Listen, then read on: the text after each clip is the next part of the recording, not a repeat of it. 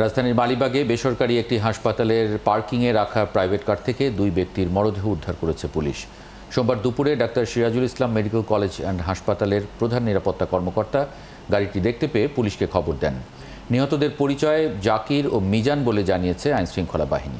বিস্তারিত জানাচ্ছেন Imtiaz Sony. Falcon aluminium multilayer anodised হওয়ায় সম্পূর্ণ স্ক্র্যাচ প্রুফ। Falcon aluminium.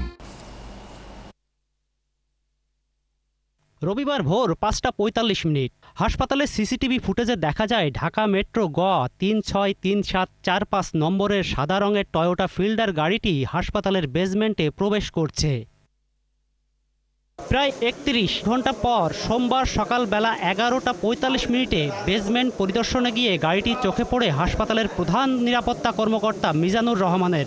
দূর থেকে গাড়ির ভেতর দুজনকে বসে থাকতে দেখে এগিয়ে যান তিনি। দরজা খুলে দেখা যায় দুজন ব্যক্তি মৃত অবস্থায় পড়ে আছে। প্রথম দেখি একজন সেকেন্ড সিটার ওইদিকে শুয়ে আছে, তো আমি দরজায় নক করলাম, দেখি কোনো সাড়া দিচ্ছে না। পরে গাড়ির দরজা খুলে ভিতরে যেয়ে ডাক দিতেছি, দেখি কোনো রেসপন্স করে না। এরপরে আমার চোখ পড়ে যে তার নাক মুখে এরকম ফোস্কার মতো ফুলে গেছে।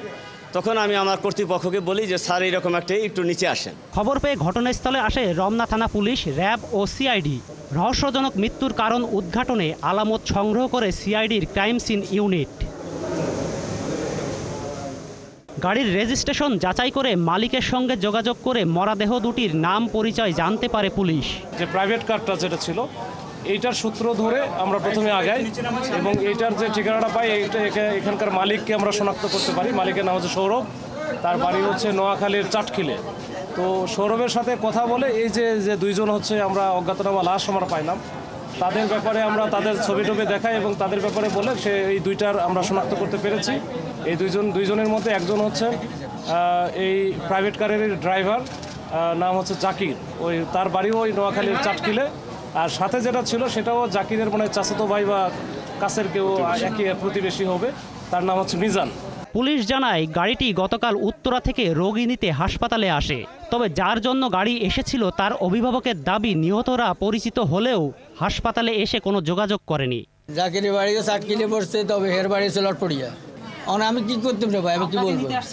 জি, আপনাকেই তো নিতে আসছিল এই গাড়ি। আপনি যদি আমাকে নিতে আসেন তাহলে আমরা ফোন করে আসবেন না?